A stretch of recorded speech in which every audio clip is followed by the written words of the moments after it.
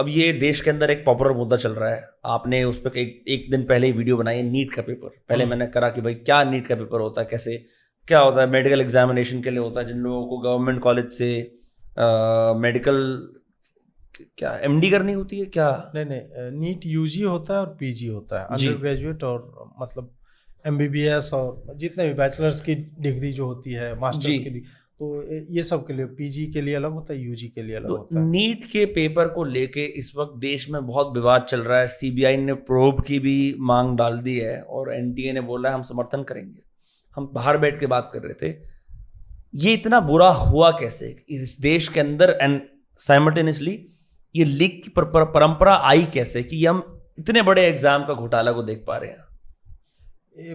As such घोटाला नहीं है, घोटाला तब कहा जाएगा जब गवर्नमेंट या कोई पार्टी इसमें इन्वॉल्व होती है तब।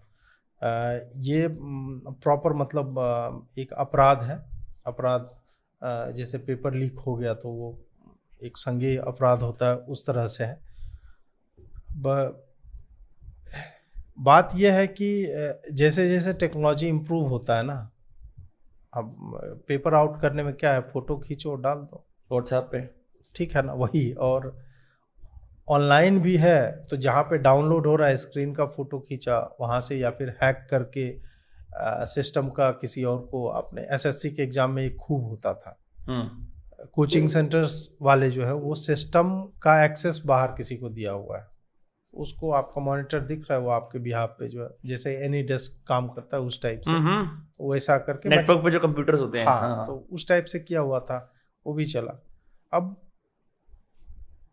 जहाँ एनटीए का ये था कि एक देश है, एक एजेंसी हम बना देंगे जो एक स्ट्रक्चर्ड वे में सारे एग्जाम्स कंडक्ट करेगी। ऐसे में बहुत सारे जो इनएक्सपीरियंस्ड लोग या इधर उधर से ला करके एक आपने संस्था तो बना दी जिनका हो सकता है एग्जामिनेशन कंडक्ट करवाने का एक्सपर्टीज नहीं है, तो आपने वैसे लोगों को ला करके बना दिया। एक तो वो एस्पेक्ट हो जाता है। दूसरा ये होता है कि माफिया जो है इस तरह की चीज़ें चाहती है कि सेंट्रलाइज्ड कुछ हो, एक ही जगह से हर बार जो है एग्ज़ाम हो रहा है, तो उनके लिए बहुत सारे लोगों को पैसा नहीं देना पड़ता है। पहले है कि यूपी का अलग एग्ज़ाम हो रहा है मेडिकल का, तो उसको पैसा दो, कहीं और का हो रहा है उसको अलग पैसा दो, तो वो एक ही जगह पे ज़्यादा पैसा दे सकते हैं उसको कॉम्प्रोमाइज़ करने के लिए सिस्टम्स को। तो एक तो ये एस्पेक्ट हो जाता है कि मनी है, एक्सेस है, और बिना अधिकारियों के मिली भगत के ये पॉसिबल ही नहीं है। एक के बाद एक एग्जाम्स का ये आउट होते रहना क्वेश्चन पेपर। इसका अभी कह रहे हैं कि हम 1500 लोग जो है जिनको ग्रेस मार्क दिया था उसका री एग्ज़ाम करवा दें, करवा भी दिया, 800 लोग देने ही नहीं गए। नीट पीजी जो था वो होने वाला था, और जिस दिन होने वाला था उस सुबह में या उसकी पूर्व संध्या को जब सारे बच्चे पहुंच जाते हैं एग्जामिनेशन सेंटर, 600 किलोमीटर चल के आए, कैंसिल करवा दिया, बोला कि अब नहीं होगा, पोस्टपोन हो गया। यूजीसी नेट का एग्जाम था, वो जो है वो हुआ, और उसी शाम में या अगले दिन बोल दिया गया कि ये री एग्जाम होगा।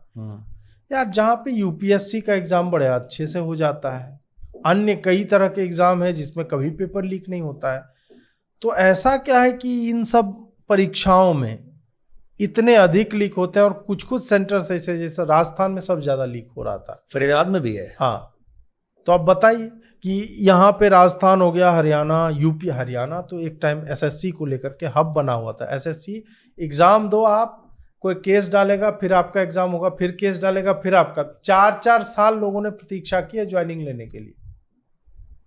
इस तरह से चला है पूरा। एक ही कास्ट के लोग या एक ही एग्जाम सेंटर के लोग जो है वही लगातार पहुंच रहे हैं। तो ये कोई वन ऑफ या ऐसे नहीं, ये एक ऑर्गेनाइज्ड माफिया काम कर रही है जिसमें एनटीए के लोग एकदम आकंठ यहां तक डूबे हुए हैं, कंप्लिसिट है पूरी तरह से। हाँ, बिना उनके संभव ही नहीं। और सिस्टम्स को आप ऐसे नहीं कह सकते हैं कि अरे डीजी को हटा दो, उसको हटा, इससे क्या होता है भाई?